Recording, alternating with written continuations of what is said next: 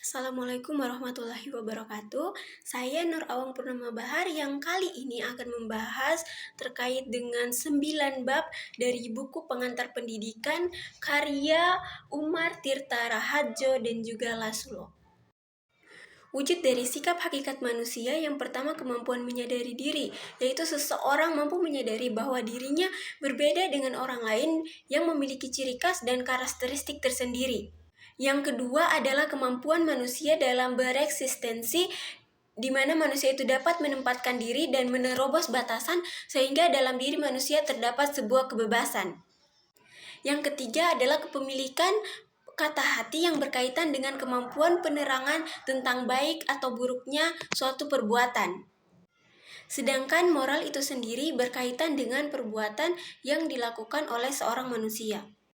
Melaksanakan kewajiban dan memperoleh hak, di mana kewajiban ini berkaitan erat dengan rasa tanggung jawab seorang manusia untuk menanggung semua konsekuensi dari perbuatannya serta menerima hak-hak yang dimilikinya. 4 dimensi hakikat manusia. 1 dimensi keindividualan yang merupakan satu individu yang utuh yang tidak dapat dibagi-bagi, dan individu ini diartikan sebagai pribadi. Yang kedua yaitu dimensi kesosialan, di mana sejak lahir seseorang itu sudah diberikan potensi untuk saling berkomunikasi, sehingga seseorang dapat saling berkomunikasi dengan di dalamnya terdapat unsur memberi dan menerima. Berikutnya dimensi kesusilaan yang mencakup pengaturan etikat dan etiket. Kesusilaan berkaitan dengan nilai-nilai, menghayati dan melaksanakan nilai-nilai itu dalam sebuah perbuatan. Dimensi terakhir yaitu dimensi keagamaan yang berkaitan erat dengan manusia karena pada hakikatnya manusia adalah makhluk yang religius. Pengembangan dalam dimensi hakikat manusia dapat dilakukan dengan dua cara, yaitu pengembangan yang utuh dan pengembangan yang tidak utuh. Pengembangan yang utuh akan membentuk pribadi yang kokoh dan utuh, sedangkan pengembangan yang tidak utuh akan membentuk pribadi yang pincang karena adanya salah satu unsur sifat hakikat manusia yang terabaikan.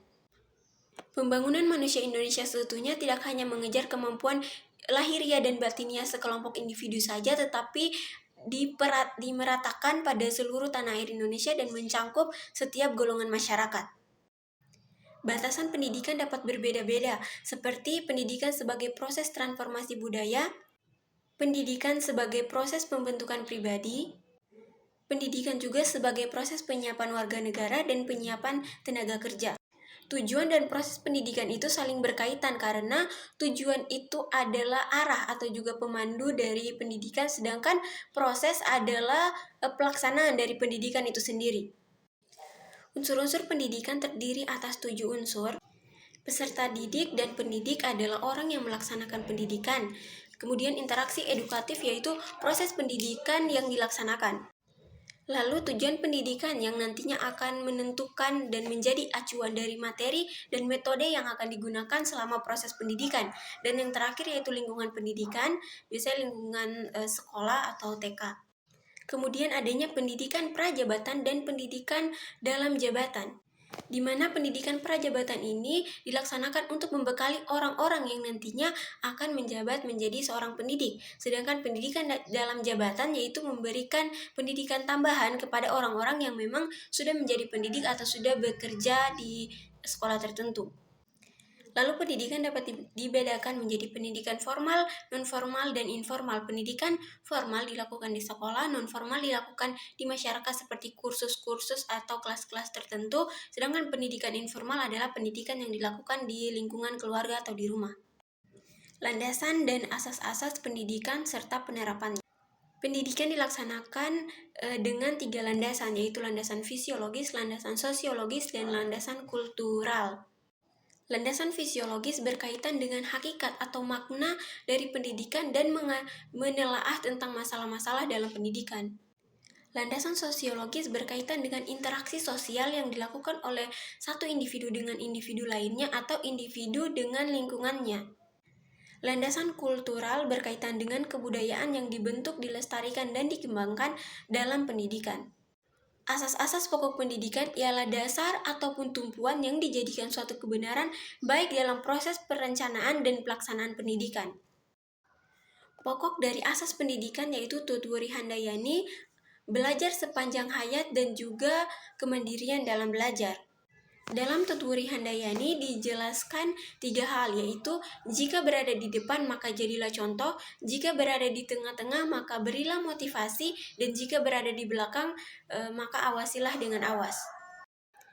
Perkiraan dan antisipasi terhadap masyarakat masa depan. Beberapa karakteristik khusus yang dapat diperkirakan dalam kecenderungan masyarakat masa depan yaitu perkembangan teknologi yang semakin cepat, kecenderungan penggunaan globalisasi yang semakin kuat, perkembangan dari jalur informasi yang padat dan cepat, serta perkembangan dari layanan profesional.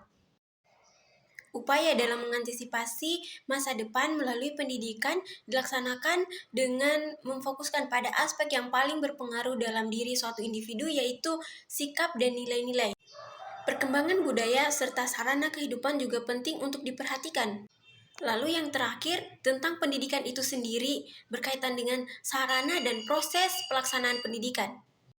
Pengertian, fungsi, dan jenis lingkungan pendidikan. Secara umum, lingkungan pendidikan itu terbagi menjadi 3, yaitu lingkungan pendidikan keluarga, sekolah, dan juga masyarakat. Lingkungan pendidikan adalah sumber daya dari pendidikan itu sendiri, seperti lingkungan fisik, lingkungan budaya, dan lingkungan sosial anak. Karena itu, anak perlu untuk berinteraksi dengan lingkungannya. Untuk itu, untuk mencapai tujuan pendidikan harus adanya kerjasama yang harmonis antara 3 pusat pendidikan. Pusat pendidikan yaitu keluarga, sekolah, dan masyarakat memiliki pengaruh timbal balik dalam mempengaruhi perkembangan anak. Setiap pusat pendidikan berpeluang memberikan kontribusi dalam 3 kegiatan utama pendidikan, yaitu pembinaan dalam upaya untuk memantapkan pribadi yang berbudaya, pengajaran dalam upaya pemantapan pengetahuan, dan pelatihan dalam upaya untuk meningkatkan keterampilan. Aliran-aliran pendidikan. Aliran-aliran pendidikan klasik seperti empirisme, nativisme, naturalisme, dan konvergensi sangat mempengaruhi dalam pemikiran pendidikan Indonesia. Beberapa kegiatan pembelajaran seperti pengajaran alam sekitar atau pengajaran pusat perhatian merupakan gerakan-gerakan yang diselenggarakan terhadap kontribusi pelaksanaan pembelajaran di sekolah. Terdapat 2 pokok aliran dalam pendidikan di Indonesia. 2 aliran yang dimaksud ialah Perguruan Kebangsaan Taman Siswa dan Ruang Pendidikan INS Kayu Taman. Perguruan Kebangsaan Taman Siswa mempunyai tujuan asas perjuangan untuk menghadapi pemerintahan kolonial Belanda, serta sekaligus untuk mempertahankan kelangsungan hidup yang bersifat nasional dan demokratis. Sedangkan Ruang Pendidikan INS Kayu Taman berupaya untuk mencerdaskan seluruh rakyat Indonesia dengan cara melakukan penyegaran dan dinamisasi seiring dengan perkembangan masyarakat dan iptek. Permasalahan pendidikan. Terdapat 4 pokok permasalahan yang dihadapi dalam dunia pendidikan, yaitu pemerataan pendidikan, mutu, efisiensi, dan relevansi pendidikan. Pendidikan yang belum merata dan juga mutu pendidikan yang belum mencapai taraf yang seperti diharapkan, sehingga ini menjadi salah satu pokok permasalahan yang masih perlu untuk diperhatikan. Lalu efisiensi pendidikan untuk mencapai tujuan pendidikan dan relevansi pendidikan untuk kebutuhan pembangunan merupakan masalah-masalah yang masih perlu untuk diperhatikan. Sebenarnya faktor yang mempengaruhi berkembangnya masalah pendidikan ini seperti perkembangan iptek dan seni, laju pertumbuhan penduduk, aspirasi masyarakat, serta keterbelakangan budaya dan sarana kehidupan.